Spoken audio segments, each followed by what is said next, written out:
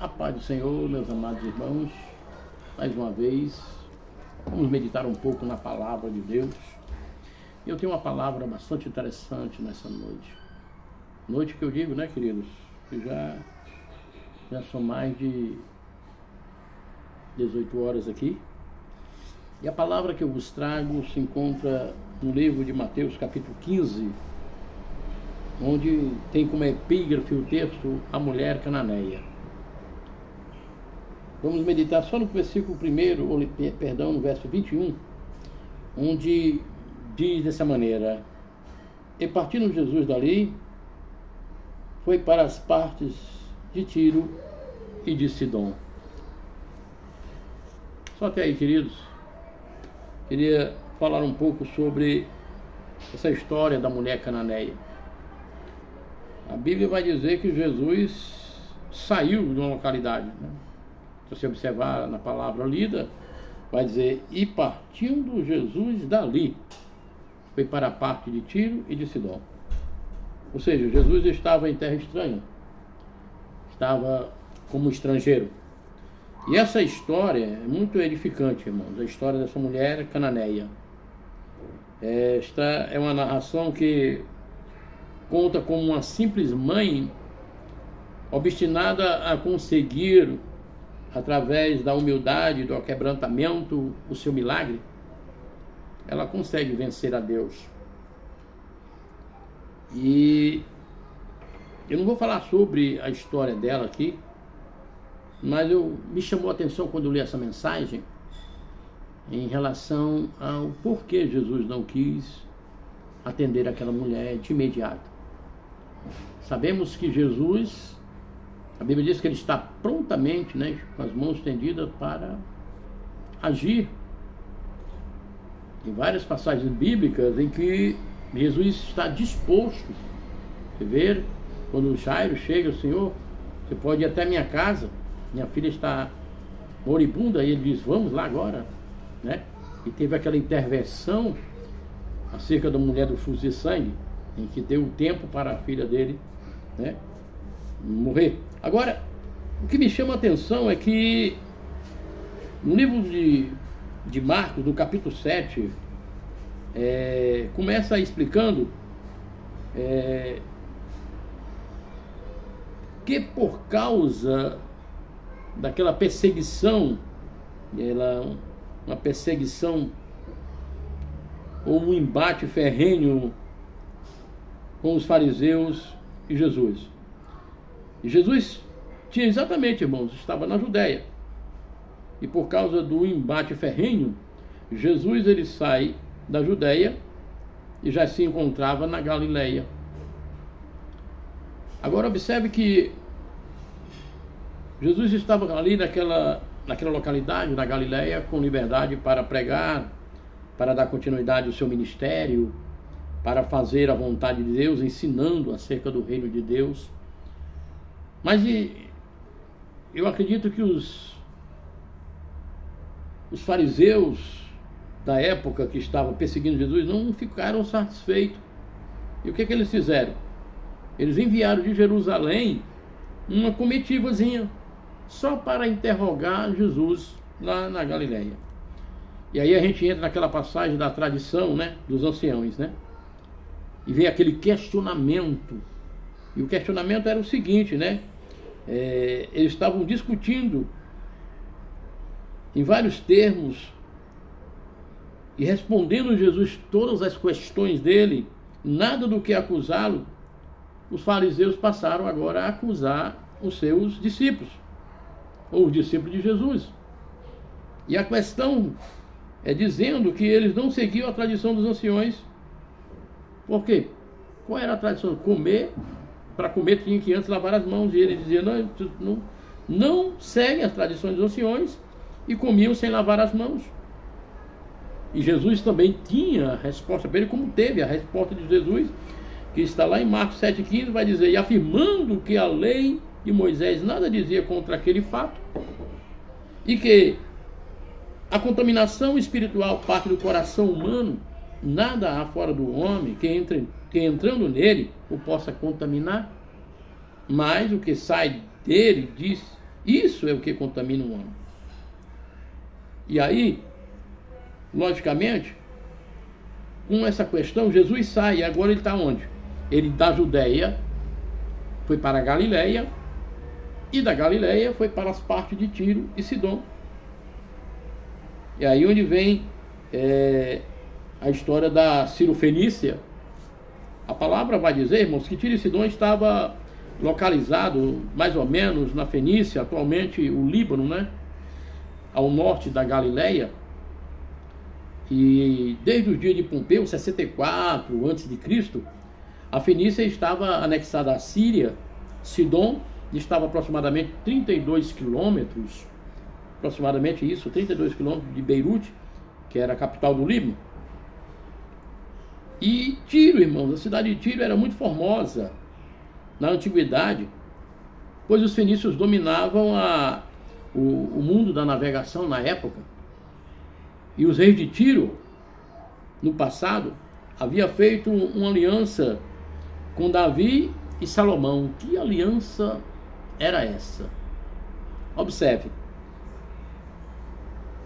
Os reis de Tiro enviaria madeira, mão de obra, especiaria para a construção do templo, né?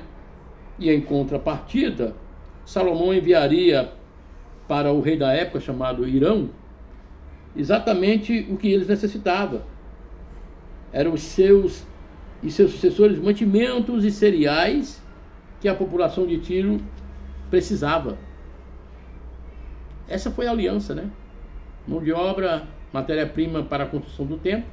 Em contrapartida, era mantimentos, cereais para a população de Tiro, que era carente.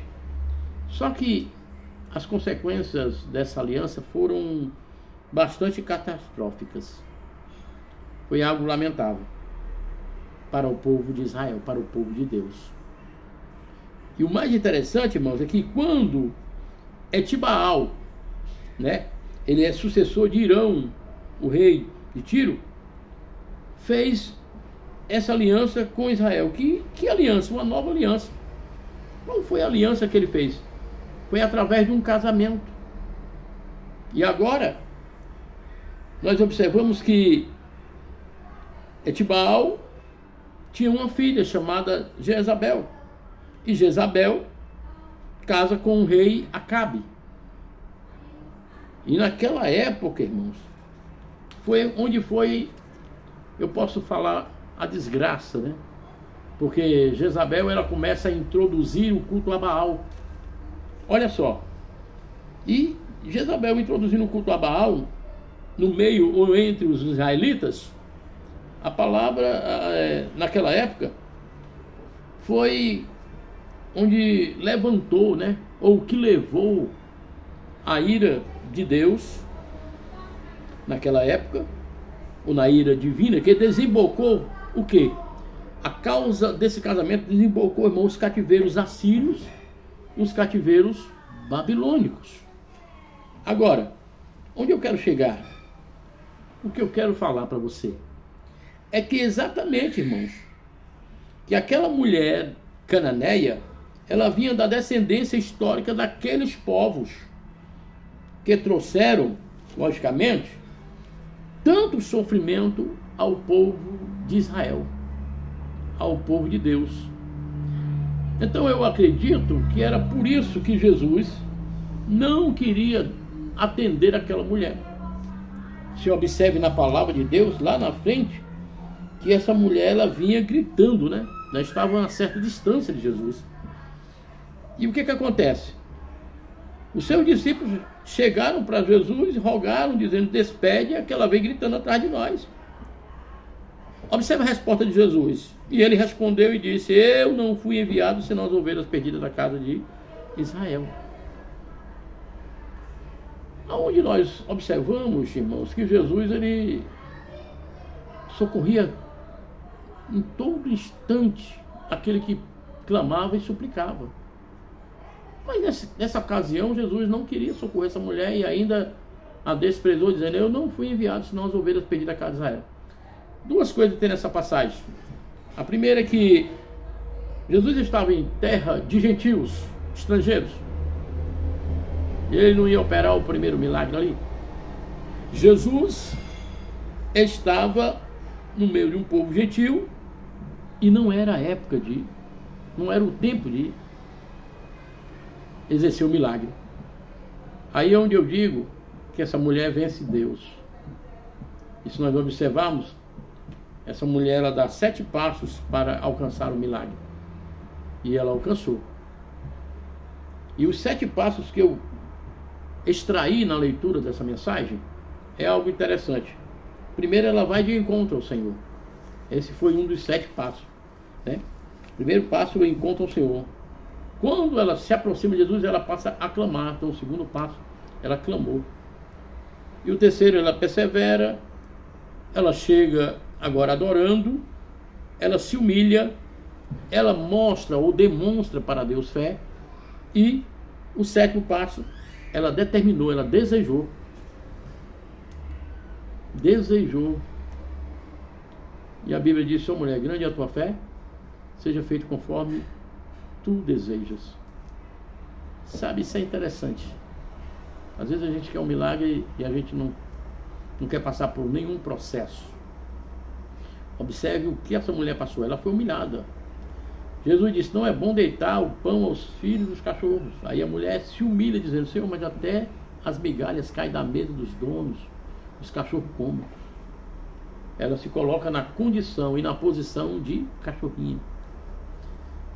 Meus amados irmãos, é por isso que eu comecei a dizendo sobre uma história edificante de uma mulher cananeia, que exatamente ela, como uma simples mãe, obstinada a conseguir, através da humildade, o aquebrantamento, ela vence a Jesus.